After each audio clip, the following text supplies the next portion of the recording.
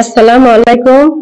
জলেশ্বৰ টাকিমাৰী জিলা পৰিষদৰ সমূহ ৰাইজক মোৰ ফালৰ পৰা আন্তৰিক ধন্যবাদ মোক ইমান মৰম আশীৰ্বাদ দিয়াৰ কাৰণে। আসসালামু আলাইকুম, নমস্কাৰ।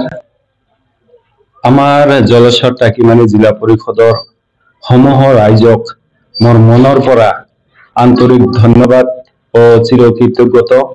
আপোনালোকে দিয়া মৰম আশীৰ্বাদ, আপোনালোকৰ কষ্ট আৰু শ্ৰম অতুলনীয়।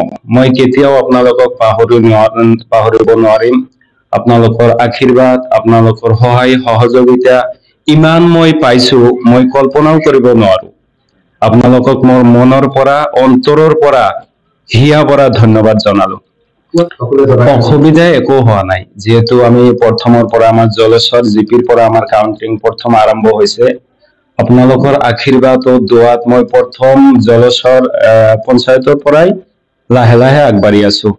আৰু তাৰপিছত কাঠাৰীহাৰা জিপি হল, তাৰাংগাপুৰ, কাঠৰি, এইবিলাক যে জিপি এটাৰ পিছত এটা কাউন্টিং হৈ আছে, মই লাহে লাহে আগবাঢ়ি গৈ আছো। মোৰ ফেক্টৰত পিছত কংগ্ৰেছ আছিল, কিন্তু হুলস্থুল বা কোনো অসুবিধা আমি পোৱা নাই। সুস্থভাৱে আমাৰ কাউন্টিং হৈ গৈছে। অৱশেষত আমি প্ৰায় ৫,৫০০ চামথিং কিবা আছিল ভোটত আগবাঢ়ি জয়ী হৈছো। নাই নাই, একো চিন্তা নাই, একো অসুবিধাও হোৱা নাই।